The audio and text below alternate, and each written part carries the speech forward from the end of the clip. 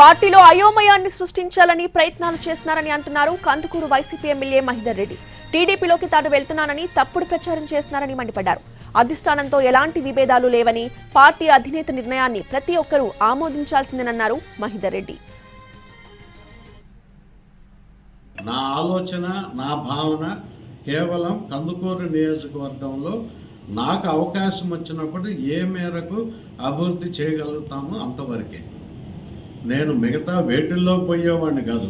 పరపత్యాలు రావాలి అని అంటే నేను ఏదన్నా ఊహించుకోనో, అదనంగా కోరుకునో, ఏదన్నా అసంతృప్తి నా సైడ్ నుంచో, లేకపోతే వాళ్ళకి నా ప్రవర్తన మీద ఉంటే పరపత్యాలు వస్తాయి.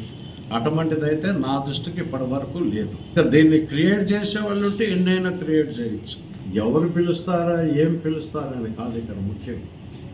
మనం కొన్ని ప్రిన్సిపల్స్తో ఫాలో అవుతుంటాం.